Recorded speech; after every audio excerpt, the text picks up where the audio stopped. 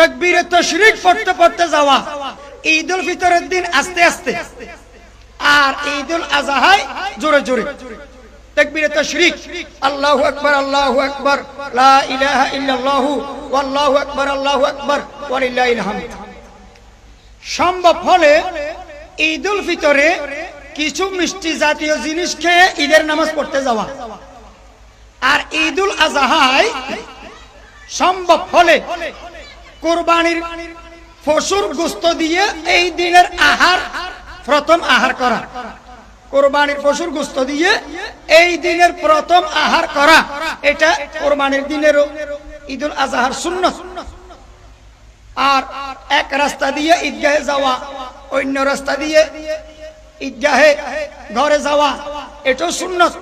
মনে রাখবেন, ঈদের দিন যে আপনারা কোলাকুলি করেন, তিনবার যে কোলাকুলি করেন ঈদের দিন বা অন্য সময়, তিনবার কোলাকুলি করা কোরআন হাদিসে নাই, কোন কিতাবে নাই।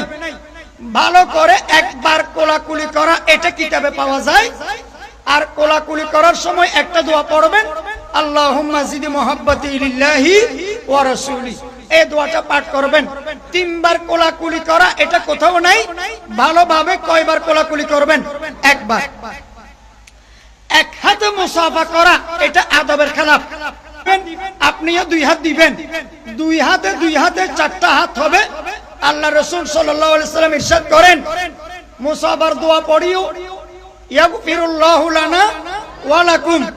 এই দোয়াটা যখন পাঠ করবে, তার দুই হাত, তোমার দুই হাত, চার হাতে যত সগীরা গুনাহ হয়েছে সুন্নত তরিকে মুসাফা করার কারণে চার হাতের সগীরা গুনাহগুলো আল্লাহ তাআলা জারি দিবেন। সুবহানাল্লাহ।